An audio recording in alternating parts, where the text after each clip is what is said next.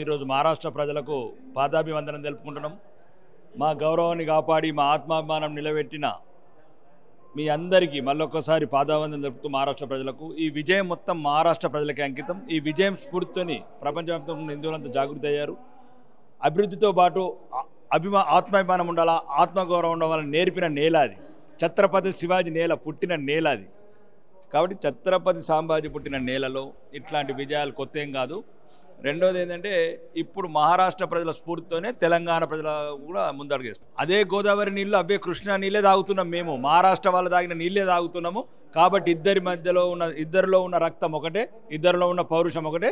తెలంగాణ ప్రజలు కూడా ఈసారి బీజేపీని జెండా ఎగరేయడం ఖాయం. ఈ అదానీలు అంబానీలు అయిపోయింది. అది మొత్తం ఉన్నరేళ్ళు ఇందిరాగాంధీ ఇందిరాగాంధీ కొడుకు రాజీవ్ గాంధీతోనే ఫ్రెండ్. వీళ్ళు అదానీలు అంబానీలు మాకేం సంబంధం అండి?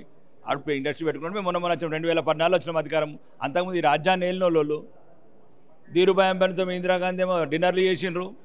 రాహుల్ గాంధీ తండ్రితోనేమో వాళ్ళ అనిల్ అంబానీ ముఖేష్ అంబానీ డిన్నర్ చేసిండ్రు. అవన్నీ లేనిపోయిన ఆరోపణలు పక్కన పెట్టారు. అవన్నీ దొంగ గ్యారెంటీలు ఇక్కడ ఉంటాయి కదా, ఇవి అమలు చేసిండ్రా? ఇక్కడ అమలు చేయలేదు, కర్ణాటకలో అమలు చేయలేదు. హిమాచల్ ప్రదేశ్లో ఆస్తులు తాకట్టుగా వెళ్తున్నాయి, యాక్షన్లకు పోతున్నాయి.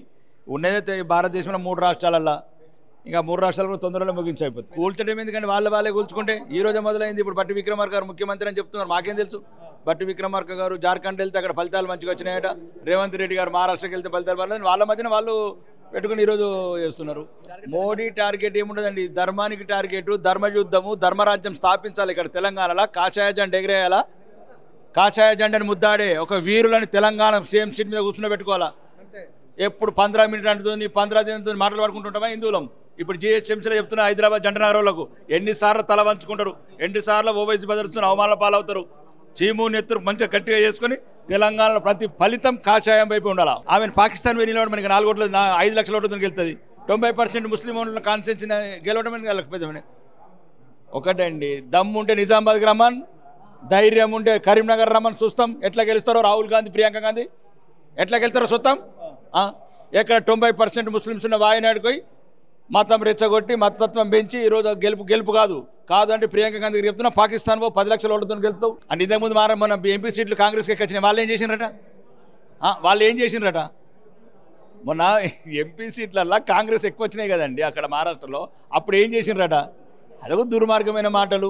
జార్ఖండ్ సీట్లు తగ్గలేదండి. కొందరు దుర్మార్గులు కోట్ల కొలది జార్ఖండ్లోకి అక్రమ చొరదలు వచ్చి గుస్సీబయటలు వచ్చేసి మొత్తం ఆ గిరిజన బిడ్డలని లోబరుచుకొని అమాయకత్వాన్ని పేదరికాన్ని ఆసరా చేసుకొని వాళ్ళని విహారం చేసుకొని ఈరోజు అక్కడ అక్రమ జనాభా పెంచి అది ఒక ఓట్ జిహాద్ చేశారు. కాబట్టి కొద్దిగా వెనుకబడ్డాము. మా ప్రజలను చైతన్యపరుస్తాము, మా జాతిని మేల్కొల్పుతాము.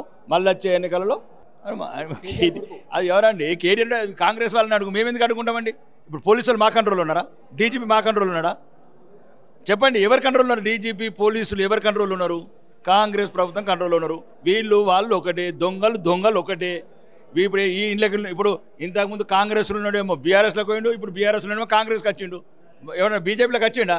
గద అనుకుతారు బీజేపీలోకి రావాలంటే. ఇది ఏమనుకుంటున్నావు అంటే ఇదన్నీ కాంగ్రెస్ ప్రభుత్వము బీఆర్ఎస్ రెండు ఒకటేనండి. లోపాయికారు ఒప్పందాల వల్లనే కాళేశ్వరం మీద ఎంక్వైరీ జరగట్లేదు, టెలిఫోన్ ట్యాపింగ్లో శిక్షలు పడట్లేదు.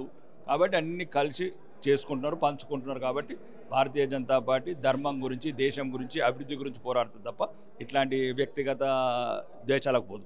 కాంగ్రెస్ వాళ్ళు వచ్చారు, బీఆర్ఎస్ వాళ్ళు వచ్చారు, కానీ మేము తీసుకోము కదా. మేము ముందు అగ్ని పరీక్ష పెట్టినాక తీసుకుంటాం. అంటే ప్రతి ఒక్కరు నచ్చినట్టు తీసుకుంటే ఆడ ప్రజల్ని హింసించినోడు, ప్రజల్ని శిక్షించినోడు, ఆ నియోజకవర్గం అంతా అసహించుకున్న వాళ్ళందరినీ తీసుకోం మేము. వీళ్ళు ఏంటంటే 2 పార్టీలు ఒకటే కాబట్టి వాళ్ళు వీడాన్ని ఇల్లు ఉన్నాడు అందులో కోతాడు, అందులో ఉన్నాడు ఇళ్ళ కోతాడు.